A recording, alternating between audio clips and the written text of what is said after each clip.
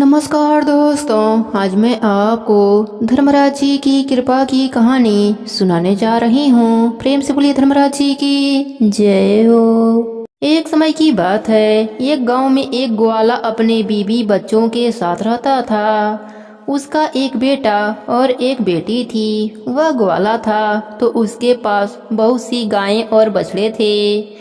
वह गायों को चराने जाया करता था और गायों का दूध दही घी बेचकर अपने परिवार का पालन पोषण करता था। जितना भी वह कमाता था उसकी पत्नी उसी में संतोष करके अपने घर का खर्चा चलाती थी। एक दिन उसकी पत्नी बहुत बीमार हो गई और उसकी मृत्यु हो गई। अब ग्वाले के ऊपर ही अपने दोनों बच्चों की जिम्मेदारियां आ गई। कहते हैं अगर पिता मर जाए तो माँ अपने बच्चों को सही तरीके से पाल लेती है, लेकिन पिता ऐसा नहीं कर पाता। उस ग्वाले को भी बहुत परेशानियां होने लगीं। वह गाय चराने जाता तो अपने बच्चों के लिए भोजन तैयार नहीं कर पाता था। बच्चे अभी छोटे थे, बेटी 10 साल की और बेटा 8 साल का था। कुछ समय ऐसे ही बीत गया। फिर ग्वाले ने बच्चों के पालन पोषण के लिए दूसरी शादी कर ली। ग्वाले की दूसरी पत्नी घर में आ गई। वह ग्वाले के बच्चों को बिल्कुल भी पसंद नहीं करती थी और ग्वाला भी अपनी दूसरी पत्नी के साथ बहुत खुश रहने लगा। अब ग्वाला अपनी दूसरी पत्नी की सारी बात मानता था। धीरे धीरे समय बीतता है और बच्चे और बड़े हो जाते हैं। लड़का 12 साल का हो जाता है। उसकी दूसरी माँ उसे बिल्कुल भी पसंद नहीं करती थी। एक दिन अपने पति से कहती है कि आप क्यों गाय और बछड़ों को चराने जाते हो? अब तो आपका लड़का बड़ा हो गया है, अब से गाय और बछड़ा चराने के लिए इसे भेज दिया करो। उस ग्वाले का लड़का अब गाय बछड़ों को लेकर जंगल में जाता है और शाम को वापस आता है। इधर उसकी लड़की भी बड़ी हो गई थी। वह घर का सारा काम करती थी, खाना बनाती और अपने भाई को अपने हाथों से खाना खिलाती थी। वह लड़की धर्मराज जी महाराज जी से प्रार्थना करती, हे प्रभु, आपने मेरी माँ को तो ले लिया पर मेरे भाई की रक्षा करना। वह दोनों भाई बहन एक दूसरे से बहुत प्यार करते थे और दोनों आपस में बातें करते कि पता नहीं हमारे पिताजी को क्या हो गया है, वह हम पर अब बिल्कुल भी ध्यान नहीं देते हैं। जब से हमारी माँ की मृत्यु हुई है हमारे कितने कष्ट भरे दिन आ गए हैं। तब बहन अपने भाई को समझाती है कि तू बिल्कुल भी चिंता मत करो, तुम्हारी बड़ी बहन है ना और हमारे भगवान भी हमारे साथ हैं। यह कहकर वह अपने भाई का ढाढ़स बढ़ाती है। फिर भाई कहता है, दीदी मुझे माँ की बहुत याद आती है। अगर आज हमारी माँ होती तो हमें कितना प्यार से खाना खिलाती। दोनों भाई बहन अपने माँ को याद करके रोने लगते हैं। ऐसे ही दिन बीत रहा था। एक दिन लड़का गाय चराने जंगल में गया। जंगल में लड़के को एक शेर मिल गया तो लड़का दौड़कर एक पेड़ पर चढ़ गया और शेर से बोला, शेर भाई तुम मुझे क्यों खाना चाहते हो? तब शेर ने कहा, भाई मैं बहुत भूखा हूँ, अगर तुम चाहते हो कि मैं तुम्हें ना खाऊं तो तुम मुझे एक गाय या बछड़ा दे दो जिसे खाकर मैं अपनी भूख मिटा सकूं। लड़के ने कहा, भाई मैं अपने बहन का इकलौता सहारा हूँ, मेरी बहन रो रो कर मर जाएगी।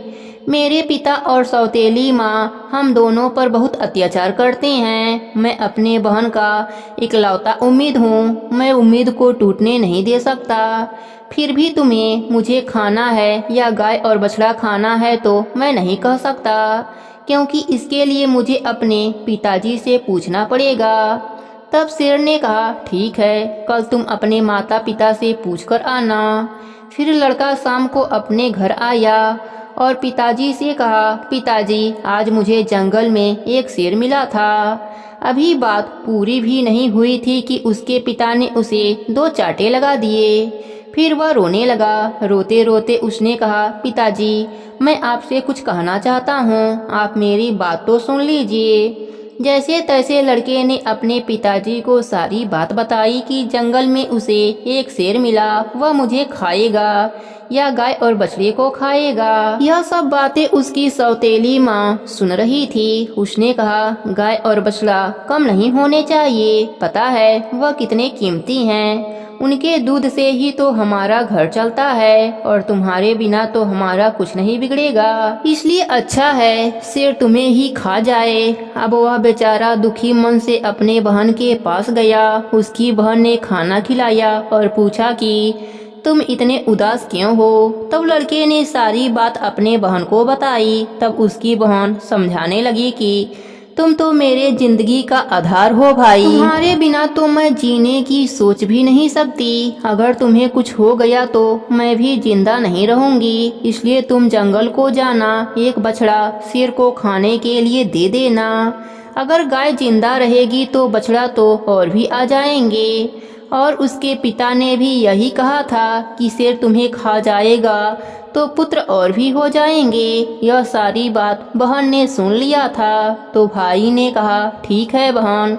दूसरे दिन वह फिर जंगल में गया। शेर उसका इंतजार करता हुआ मिला। शेर ने कहा, तुम अपने माता पिता से आज्ञा लेकर आ गए या मैं तुम्हें ही खा जाऊं। तब लड़के ने सारी बात शेर को बताई और कहा, मेरी बहन ने कहा है कि तुम एक बछड़े को खा लो। फिर शेर बछड़े को लेकर अपने गुफा के तरफ चला गया और लड़का खुशी खुशी अपने गाय चराने लगा। उस शाम को घर आया तो उसके माता पिता गाय बछड़ों की गिनती करने लगे तो एक बछड़ा कम था। वह समझ गए। वह बछड़ा लड़का शेर को दे दिया। इस बात पर वह दोनों बहुत गुस्सा हुए और उसे मारने लगे। उसके पिता ने उसे डंडे से इतना मारा कि लड़का बेहोश होकर गिर पड़ा। उसकी बहन यह सब देख रही थी और उसको बहुत बुरा लग रहा था, लेकिन वह कर भी क्या सकती थी। जब उसके माता पिता चले गए तब बहन अपने भाई को उठाकर कमरे में ले गई और उस पर पानी की छींटे मारी। जब वह होश में आया तो उसे पानी पिलाया, खाना खिलाया और दोनों भाई बहन खूब देर तक रोते रहे। फिर बहन भाई से बोली, अब तुम्हारा यहाँ रहना खतरे से खाली नहीं है।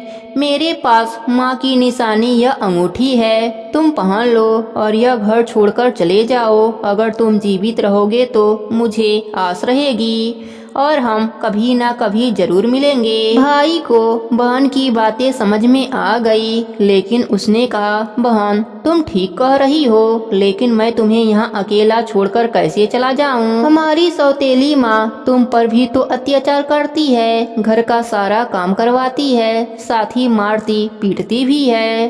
तब बहन ने कहा, भाई अगर तुम ठीक रहोगे तो मैं सहन कर लूंगी, लेकिन तुम यहाँ से चले जाओ। भाई अपने बहन की बात मान लेता है और एक धागा उठाता है और अपने बहन की कलाई पर बांध देता है। यह मेरी निशानी है, जब भी हम मिलेंगे तो यह देखकर एक दूसरे को पहचान लेंगे। तुम यह धागा टूटने मत देना। बहन ने कहा, ठीक है। जब दोनों भाई बहन बातें कर रहे थे तो उसकी सौतेली माँ सारी बातें सुन लेती है। तब वह मन में सोचने लगी, अच्छा यह बात है, अब मैं इन्हें मजा चखाती हूँ। जब लड़का और लड़की सो गए तब सौतेली माँ ने अपने पति से कहा, मुझे तो इस लड़के का मांस खाना है। पति ने कहा, ठीक है, अगर तुम्हारी ज़्यादा इच्छा हो रही है तो मैं अभी इसका मांस लेकर आता हूँ। बाप इतना निर्दयी, इतना कठोर हृदय हो गया कि वह अपने बेटे को उठाया और बाहर ले गया और कुल्हाड़ी से उसके छोटे छोटे टुकड़े कर दिया। फिर उन टुकड़ों को लेकर अपनी पत्नी के पास आया और बोला, यह लो खा लो। तब उसकी पत्नी ने उस मांस की सब्जी बनाई। फिर उसने एक थाली अपने लिए और एक पति के लिए लगाई। तभी उसके मन में विचार आया, भाई बहन का बहुत गहरा प्यार है तो बहन को उसके भाई का मांस जरूर खिलाना चाहिए। तो उसने बहन को बुलाया और एक थाली उसके लिए भी लगा दी और कहा, खाओ। तब बहन सोचने लगी, इतने प्यार से तो माँ ने कभी खाना नहीं दिया, जरूर कोई बात है। जब वह खाना खाने लगी तो बहन ने देखा थाली में वही अंगुली आ गई है जिसमें वह अंगूठी थी। बहन तुरंत समझ गई कि वह बहुत देर से अपने भाई को खोज रही है, लेकिन वह उसे कहीं दिखाई नहीं दे रहा है। उसका शक यकीन में बदल गया। वह अंदर जाकर जोर जोर से रोने लगी और भगवान से कहने लगी, हे प्रभु, हे धर्मराज जी, यह क्या हुआ? इन लोगों ने मेरे भाई को मार डाला। अब मैं अकेली रह गई। अब वह रोए जा रही थी। अभी उसे बड़े बूढ़ों की बात याद आई कि इंसान की मुक्ति तब तक नहीं होती जब तक कि उनकी अस्थियां नदी में विसर्जित नहीं होती। उसने सोचा, मेरे भाई की तो मुक्ति भी नहीं होगी, यह लोग तो उसे मारकर खा गए। उसने वह अंगुली उठाई और चलते चलते नदी के पास पहुंच गई। वह अंगुली को अपने हाथों में लेकर जोर जोर से रोने लगी और धर्मराज जी को याद करने लगी। वह लड़की बहुत धार्मिक थी। वह रोज धर्मराज जी के नाम से पूजा पाठ करती थी और हमेशा धर्मराज जी से यही प्रार्थना करती थी कि हे प्रभु, मेरे भाई की रक्षा करना। उस दिन भी वह रोते रोते कह रही थी, हे धर्मराज जी, मेरा इस संसार में कोई नहीं है। एक भाई था, उसे भी आपने ले लिया। माँ को तो पहले ही बुला लिया था। अब मैं किसके लिए जीवित रहूंगी? मैं कैसे रहूंगी? अब मैं भी इस नदी में कूदकर अपनी जान दे दूंगी। फिर वह अंगुली को नदी में डाली और भगवान से प्रार्थना की, हे धर्मराज जी, मेरे भाई को मुक्ति दे देना। वह जहाँ कहीं भी है उसकी आत्मा को शांति दे देना। फिर नदी में कूदने ही वाली होती है तो उसने देखा जो अंगुली उसने नदी में डाली है वह तोता बनकर उड़ गया और नदी के पास एक पेड़ था। वह उस पेड़ पर जाकर बैठ गया। फिर तोते ने कहा, बहन, तुम क्यों रो रही हो? मैं तुम्हारा भाई हूँ। बहन, तुमने यह बहुत अच्छा किया कि जो तुमने इस अंगुली को नदी में डाला। इससे मेरी मुक्ति हो गई और मुझे तोते की योनि मिल गई। बहन, तुम चिंता मत करो, मैं तोता बनकर भी तुम्हारी हर तरह से मदद करूँगा। हम दोनों आपस में सुख दुख की बातें किया करेंगे। यह देखकर बहन बहुत खुश हुई कि चलो, मेरा भाई मेरे साथ तो है, किसी भी रूप में सही। फिर बहन घर वापस आ गई। सौतेली माँ उससे घर का सारा काम करवाती है और खूब खुश होती है कि चलो, इसका कोई अपना नहीं है, इसके भाई से तो पीछा छूटा। लेकिन वह लड़की जल्दी जल्दी अपना काम पूरा करती है और बाग बगीचे में चली जाती है। वहाँ उसका भाई उसका इंतजार कर रहा होता है। दोनों भाई बहन मिलकर खूब बातें करते हैं। वह अपने बहन को अच्छा अच्छा फल खिलाता है। भाई बहन से कहता है, बहन, तुम चिंता मत करना। यदि माँ पिताजी तुम्हें यहाँ न आने दे तो मैं घर के बाहर किसी डाली पर बैठा दिखाई दूंगा। बहन यह बात सुनकर बहुत खुश होती है। भाई सोचता है, मुझे अपने बहन के लिए कुछ करना चाहिए। यह इन निर्दयी लोगों के साथ रहती है जो उन्होंने मेरे साथ किया, कहीं मेरे बहन के साथ भी ना कर दें। मुझे उनसे बदला लेना होगा। फिर उसने धर्मराज जी से प्रार्थना की, हे प्रभु, मेरी बहन की रक्षा करना। वह एक लोहार के पास पहुंचा। लोहार से तोते ने कहा, पिता ने मारा, माँ ने मरवाया। बहन सरासर रोई थी। वह हरिहर तोता बनकर उड़ चला। फिर वह लोहार कहने लगा, तुम क्या कह रहे हो? मेरे तो कुछ भी समझ में नहीं आ रहा है। फिर उसने वही दोहराया, पिता ने मारा, माँ ने मरवाया था। बहन सरासर रोई थी। मैं हरिहर तोता बनकर उड़ चला। तोते को बोलता हुआ देखकर उसे उसकी बातें सुनने का मन हुआ। वह कहने लगा, तोता, तुम मुझे खुलकर बताओ, तुम क्या कहना चाहते हो? तब तोते ने सारी बातें लोहार को बताई। तो लोहार तोते की बात सुनकर कहता है, तुम्हारी कहानी तो बहुत ही दुख भरी है। यह सुनकर मुझे रोना आ रहा है। तुम बताओ, मुझसे क्या चाहते हो? अगर तुम चाहो तो मैं तुम्हारे लिए अपनी जान भी दे सकता हूँ। तब तोते ने कहा, मुझे कुछ नहीं चाहिए, बस तुम मेरे लिए ऐसी कटार बना दो जो तलवार से भी तेज हो। लोहार ने कहा, ठीक है भाई। फिर उस लोहार ने तोते के लिए कटार बना दी। कटार बन गई। तोते ने कहा, इस कटार को मेरे पंखों में छुपा दो। लोहार ने कटार को पंखों में छिपा दिया। वह तोता वापस पेड़ पर आ गया। उसने अपने बहन को कुछ नहीं बताया। उसकी बहन उससे मिली, बातें करी, साथ में भोजन किया और वह घर वापस चली गई। अगले दिन तोता एक सोनार के पास गया और सोनार से भी वही बातें करी। बाप ने मारा, माँ ने मरवाया था, बहन सरासर रोई थी, मैं हरिहर तोता बनकर उड़ आया। सोनार ने कहा, तुम क्या बोल रहे हो, मेरी समझ में कुछ नहीं आ रहा है। वह फिर से वही बातें कहने लगा। सोनार को भी उसकी बातें जानने की इच्छा हुई कि यह क्या कह रहा है। सोनार ने तोते से कहा, तुम मुझे सीधा सीधा बात बताओ, तुम क्या कहना चाहते हो। तो तोते ने सोनार को भी अपनी सारी बात बताई। सोनार भी तोते की बात सुनकर बहुत दुखी हुआ। सोनार भी उसकी बातें सुनकर रोने लगा। फिर सोनार कहता है, बताओ मैं तुम्हारी क्या मदद कर सकता हूँ। तोते ने कहा, भाई मैं अपने बहन को सोने के कुछ गहने देना चाहता हूँ, तुम मेरे बहन के लिए गहने बना दो। सोनार ने कहा, बस इतनी सी बात, बताओ क्या क्या बनवाना है। फिर तोते ने कंगन हार बनाने के लिए कहा। सोनार ने बना दिया। तोते ने उसे खूब आशीर्वाद दिया। तोते ने कहा, भाई यह गाने तुम मेरी गर्दन में डाल दो। सोनार ने वह गाने उसके गर्दन में डाल दिए। फिर तोता उड़कर उसी पेड़ पर आ गया जिस पेड़ पर वह रहता था। उसी पेड़ के कोकड़ में उन गहनों को रख दिया। जब उसकी बहन आई तो भाई बहन मिलकर खूब बातें करी। फिर भाई ने वह सारे गहने अपने बहन को दिया। गहने पाकर बहन बहुत खुश हुई। फिर उसने पूछा, तुम्हारे पास यह गहने कहाँ से आए। तोते ने कहा, मेरा एक सोनार दोस्त है, उसने मुझे बनाकर दिया है। फिर बहन खुशी खुशी घर चली गई। जब सौतेली माँ ने उन गहनों को पहने हुए देखा तो वह जल भून गई और उसे मारते हुए बोली, यह गहने कहाँ से चोरी करके ला रही हो। तब उसने कहा, माँ मैंने यह गहने कहीं से भी नहीं चुराए हैं, यह तो मेरे भाई ने मुझे दिया है जो इस समय तोता बना हुआ है।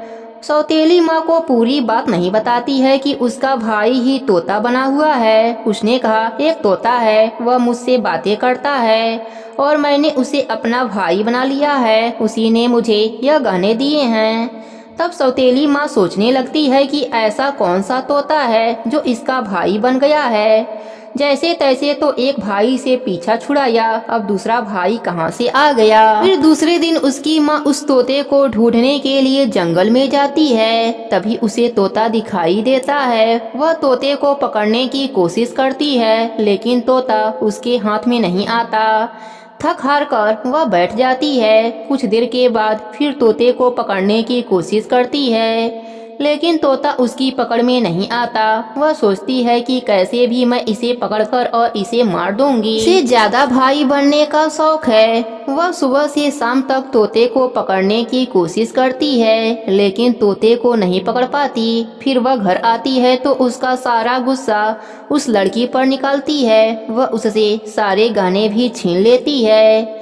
अगले दिन लड़की तोते से मिलने के लिए जाती है तो तोता कहता है, बहन जो गाने मैंने तुम्हें दिए थे वह कहाँ हैं। तब बहन कहती है, भैया वह गाने तो माँ ने छीन लिया। यह सुनकर तोता बहुत गुस्से में आ जाता है और कहता है, बस अब इनके पाप का घड़ा भर चुका है, अब इनको सजा मिलना ही चाहिए। फिर वह तोता उस घर के बाहर एक डाल पर आकर बैठ जाता है और इंतजार करता है कि उसके माता पिता कब बाहर निकलेंगे।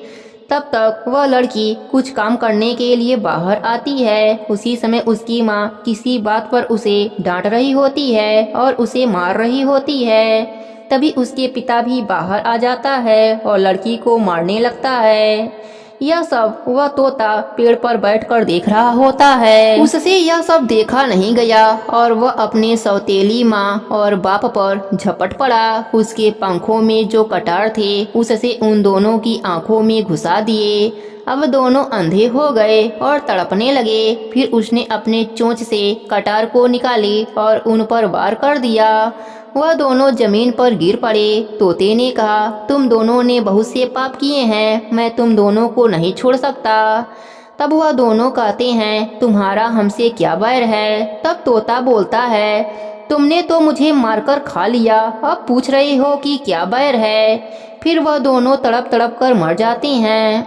तब तोता अपने बहन से कहता है, चलो अब हम यहाँ पर नहीं रहेंगे, अगर यहाँ रहेंगे तो हमें अपने दुख याद आएंगे, हम उसको कभी भी भूल नहीं पाएंगे और दुखी रहेंगे। तो उसकी बहन कहती है, हाँ भैया अब हम यहाँ पर नहीं रहेंगे, अब हम ऐसी जगह रहेंगे हाँ कोई भी हम दोनों को अलग ना कर सके। फिर वह दोनों वहाँ से चले जाते हैं। चलते चलते एक मंदिर में पहुँच जाते हैं। तोता कहता है, बहन इससे अच्छी जगह हमें कोई और नहीं मिल सकती। अब दोनों भाई बहन उस मंदिर में रहने लगते हैं।